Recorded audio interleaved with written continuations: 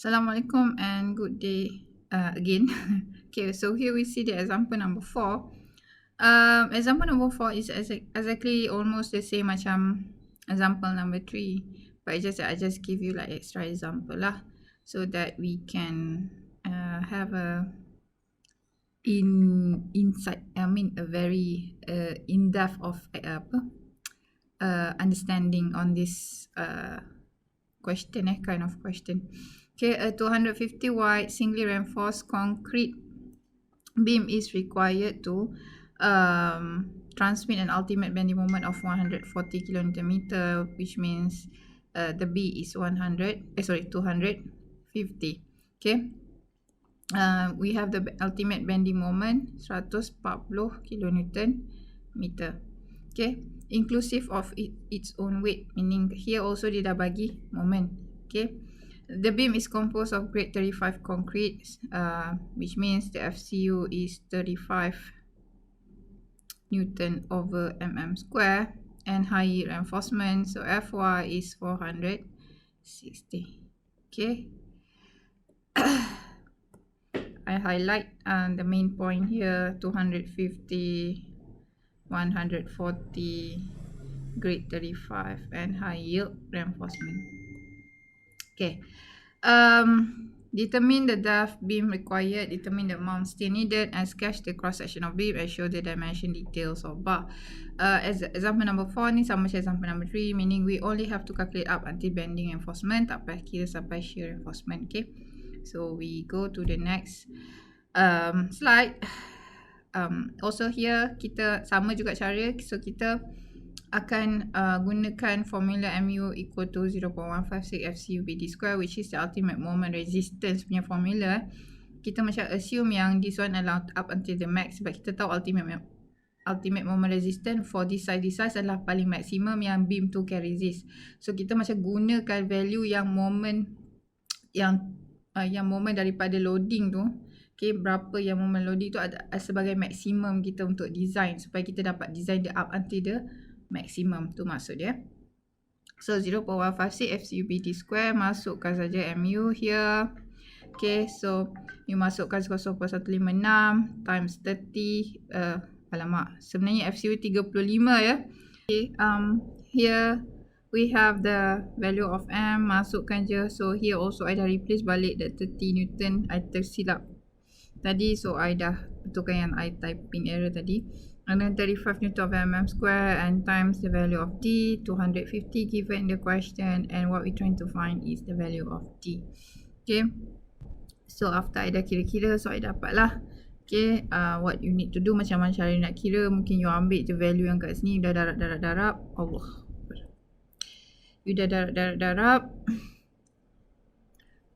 ini you dah darab. Okay, and then you just salah, darab all this, and you just put it right down here, bahagikan, and then you square root the value yang you dapat lah. Okay, and then after that kita dapat the value of D, 320.256, which I round it up to 325 as what I already explained in example number 4. Number 3 ke number 4? Number 3. Okay, I dah explain the example number 3. Kita kena round up value of D, jangan round down. Kalau you round down, obviously K akan jadi less than K prime. Okay, K will be bigger than K prime. Okay, so bila lebih besar, maksudnya bukan singly lagi. So kita mesti make sure, maksudnya sekarang bila kita design ni, kita make sure that dia adalah singly. Okay, kita kena make sure dia singly, dia mesti less than 0.156 bila kita calculate K. So kita round up. Sebab sekarang kita dah kira, kita design dia untuk jadi maximum design, maksudnya size macam ni maximum, maksudnya boleh support banyak moment, banyak 140 darab 10 kuasa 6 Nm.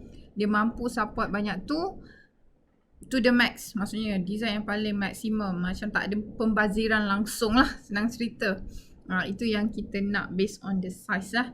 Okay, so after we get that one, kita round up dia just to make sure dia masih singly. Okay, sebab kita nak dia maximum singly, bukan maximum doubly. Okay, sebab kalau doubly dia dah lain dah cara kita design and then calculate the value of K. K memang kita dapat because of kita round up dia, obviously K will be bigger than, will be less than K prime, which is 0.156. So this is exactly what we want. Maksudnya kita memang nak dia as singly reinforced concrete beam. Kita nak design dia macam tu, dia mesti less than K prime.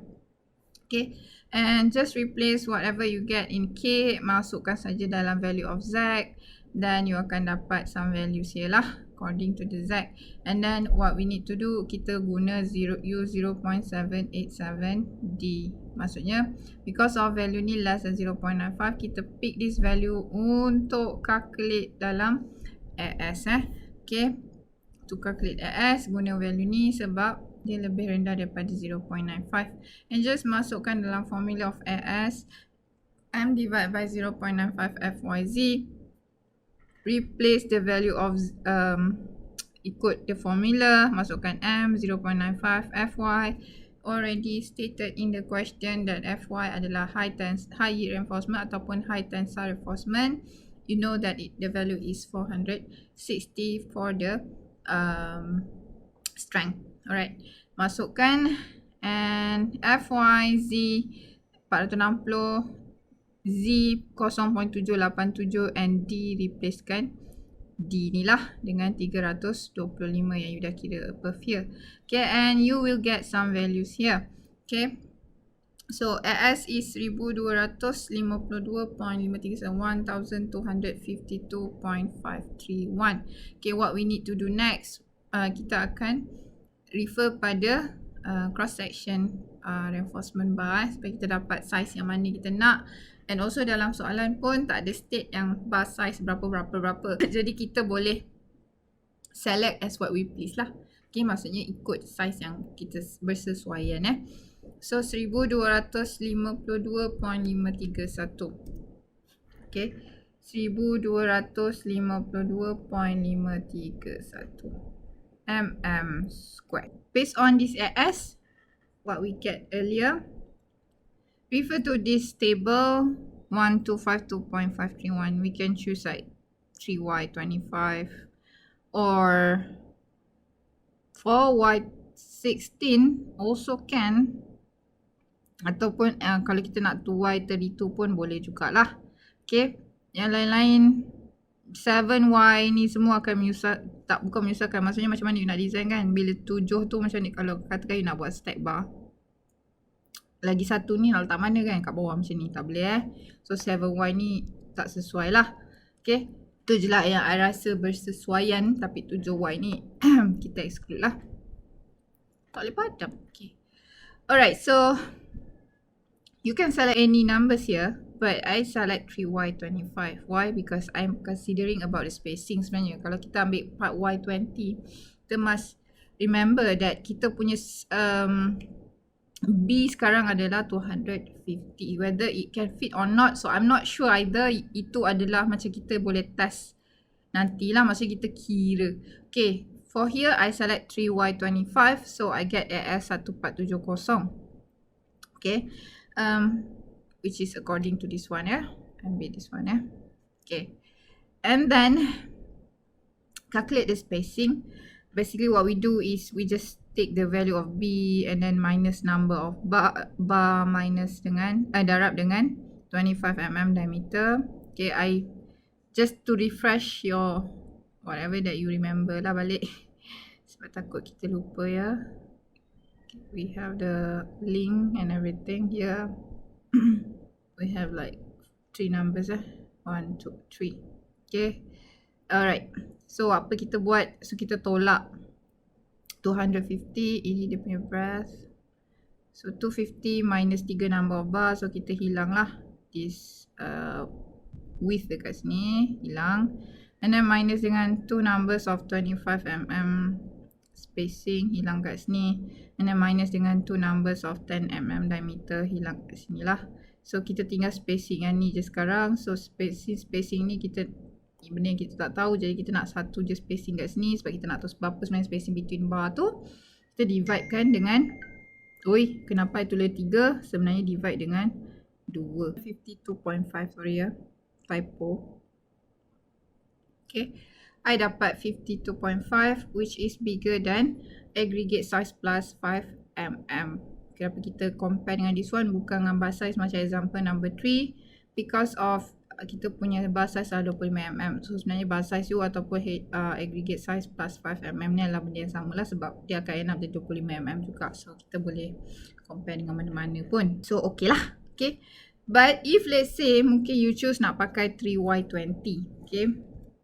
My example only, kita boleh kira lah spacing 3y20. Kita test ada masalah. Okay, sebab kita otak tak sama apa yang you assume tak sama apa yang I assume, tu je. Okay, so 4y20 1260 cukup kan? 1252.531 boleh so 1260, so 4y20, but 4 times 20 mm. So minus dengan 2 darab 25 mm ataupun tak kisahlah masa tu yang you buat boleh sama je 2 darab 10 mm. Divide with berapa? So kalau 4, so 4 tolak 1 lah. For numbers of bar minus 1 Jadi kita kira kita akan dapat I dapat 33.333. Okay, which is bigger actually dengan H aggregate, maksudnya aggregate size plus 5 mm. Maksudnya okay juga. Okay, so basically what you can, there's always option lah. Maksudnya kalau you tak pakai 3y25, you boleh pakai 4y20 boleh juga because of spacing kat sini kita tak ada masalah spacing okay. Okay, and in the question also tak ada state yang kita kena pakai 25 mm diameter, tak ada. Okay, so we have options. Contohnya you pakai 20 mm also okay, so as long as the spacing is okay, macam tu lah. Okay, and then kita kira the value of H because kita need to draw this.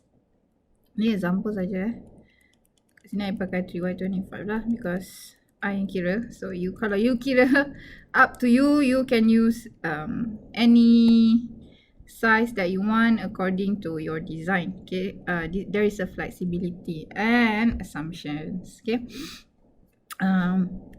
D plus C plus length diameter plus dengan diameter bar divide by 2. So 325 is our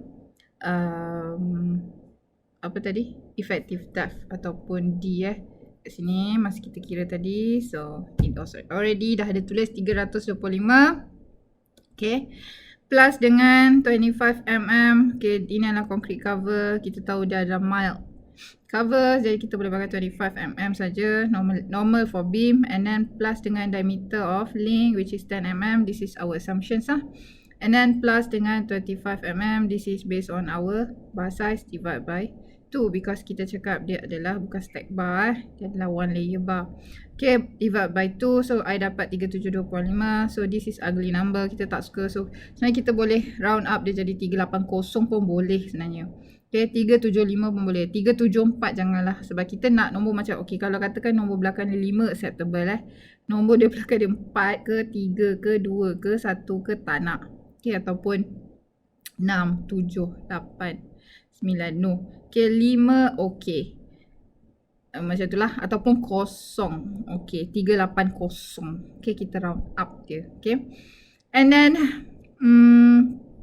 here, so kat sini I dah draw ataupun sketch lah. So hanger bar, we have like 3y25 the main reinforcement and 250 the breadth.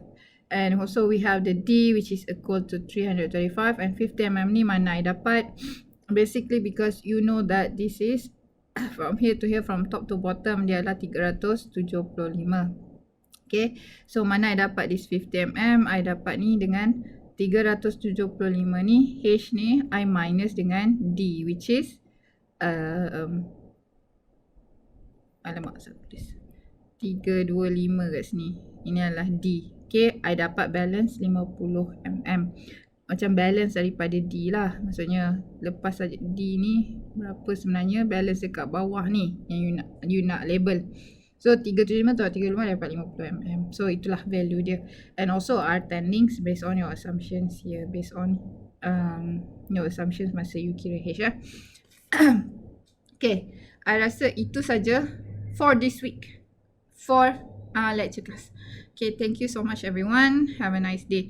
And lagi satu, I takkan provide lagi notes. Maksudnya, I takkan provide written notes. So you have to do your own notes. Maksudnya you salin sendiri ya. Yang I bagi example 1 and example 2 saja because that one is awal-awal kita baru belajar. So for the next macam example next one, selagi kita masih lagi dalam tajuk PIM, kita masih lagi kena salin lah. So for example 3, example 4, sila salin. Okay. And also sebenarnya kita dah habis example. Kita dah habis example for reinforced concrete beam.